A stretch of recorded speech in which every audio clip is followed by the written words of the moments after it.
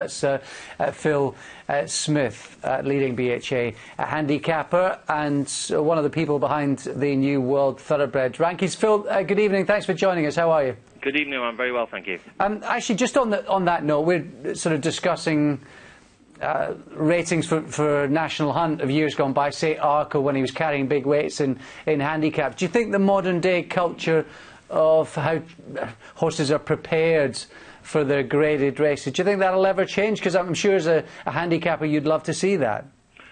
I think you're talking jumping now, obviously. Yes. Yeah, I think we've got a really good balance jumping between top handicaps and the Grade 1 races. And if you look back over the last 5 or 6 years or so, a lot of those champions, Steedman being a good example, Corso Star as well, they've run in plenty of handicaps on their way to winning Grade 1. So I think that will continue, and that's what makes, I think, National Hunt racing fascinating.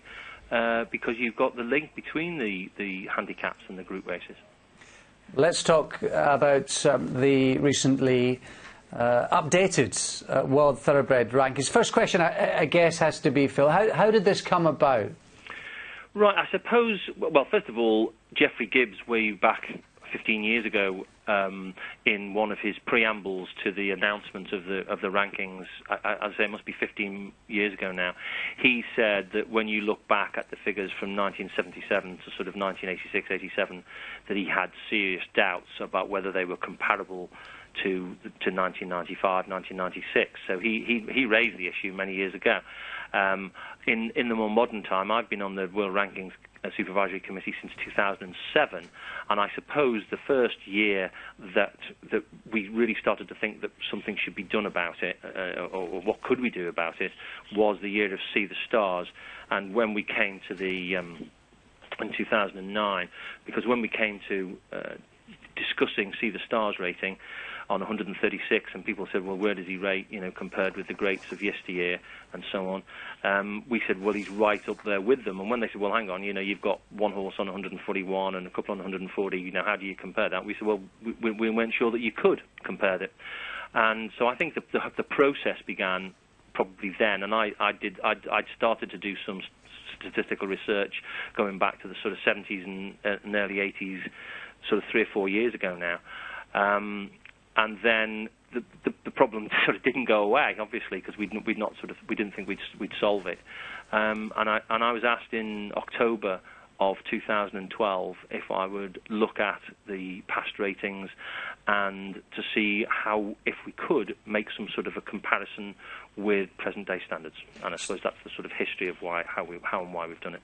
OK, I'll ask you how you go about that shortly, but some people are saying, well, Frankel's the horse that has forced this rejig, this recalibration, this rethinking, but you're suggesting that you were on your way to this point anyway? I think Frankel's the culmination of a process, there's no question about that, but did he kickstart it? Absolutely not. OK, we've just got a graphic about the historical link. Quick question from Chris Dixon, briefly. Hi, Phil. Just a quick one. With what you've said just now in mind, do you, with hindsight, perhaps regret slightly that this wasn't done a little bit sooner in downgrading some of the horses from the past? The reason being that there's always going to be now, next to Frankel at the top of that list, some people that will say, well, yes, he is the greatest or the highest rated that there's ever been, but they had to kind of downgrade some others to get him there. And do you wish that it had already been done, and then when Frankel produced those performances, we were able to say definitively at the time, with the rating that you produced at the time, that this was the greatest performance we'd seen? I think that would have been helpful, but it's a question of finding someone who can find the time to put the time and effort in to come up with it. And all of the international handicappers are pretty busy doing lots and lots of domestic work and so on. So it wasn't feasible. Can I just go back to your comment there about Frankel being the best of all time? There are certain qualifications there. First of all, if we go back to 1977, in '77 there was only Britain, France, and Ireland who were involved in what were called the flat classifications in those days, or international classifications in those days. Germany didn't come in till 1985. America didn't come in till 1995, alongside roughly the same time as the Japanese. Australia have really only come in the last sort of 7 or 8 years as well. So to say he's the best of all time, there are certain qualifications there. It's from 1977 with the proviso that a whole host of those countries didn't actually join the system until considerably past 1977. So it disregards, because we didn't keep figures then internationally, on horses like Brigadier Gerard, Seabird, Secretariat. You know, there are a number of others who you'd have to think, just anecdotally, would be pretty high alongside or somewhere near Frankel. Who's to say not ahead of him? I mean, no, we haven't done that exercise. Because our figures only go back to 77. Yeah, so modern day more of a modern day since 77, and initially only Britain, France, and Ireland. You know, which is only 3 countries. I mean, we've got 15 of the top countries in the world now who are within the system, because this year the South Americans have joined. So it's the first year that you can really say we've got a worldwide racehorse rankings. You know, so you're still not quite comparing like with like between 1977 and 2012. Phil, talk us through the process of sort of statistical analysis and the methodology to get to where you're at now. Okay. Well, the first thing that I did is I went back through all of the years, and I sort of counted up basically the horses rated at 130 plus and 120 plus. Nowadays the world rankings go down to a rating of 115, but in the early years of the whole thing, they only went down to 120. So I looked at the top horses, the 130 plus horses and the 120 plus horses. Now, in 1977, there were 18 130 plus horses, and in 2004, there were none. In 1977, there were 145 120 plus horses, and this is purely in Britain, France, and Ireland, and in 2004, there were 18. So that's a serious mismatch between 145 120 plus horses in 77 and only 18 in 2004.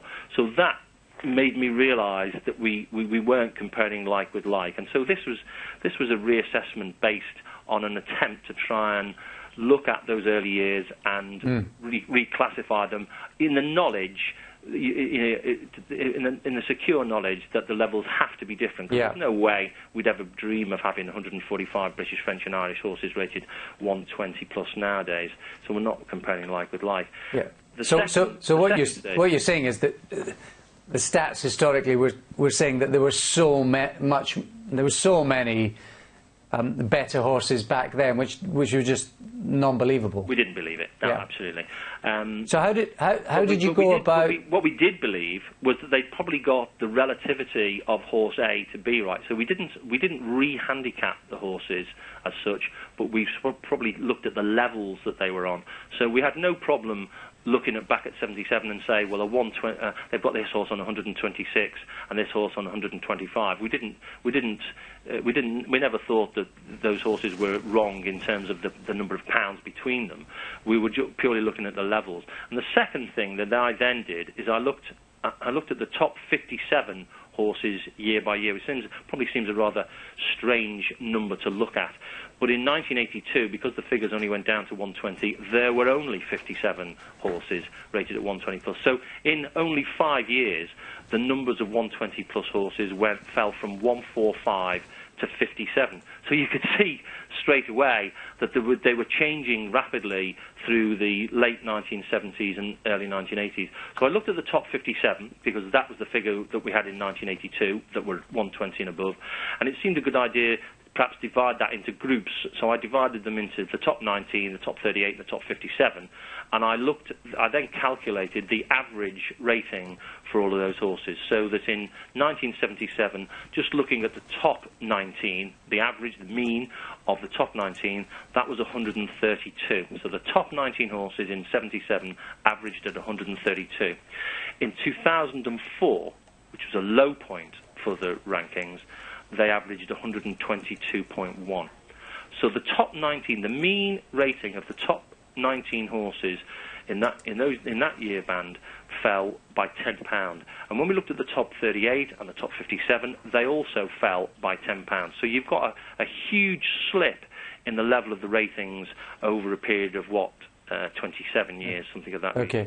It's a shame we could talk about this at greater length, but very, very briefly, because we have to move on, Phil. What would you say, and you know how personal horse racing becomes, particularly for racing fans, what would you say to fans of horses like Dancing Brave and Shergar who've had their ratings clipped? I'd say to them that they're still absolutely fantastic horses, and if you look at Dancing Brave, he's the second best horse of all time, according to our in terms from 1977, according to our ratings.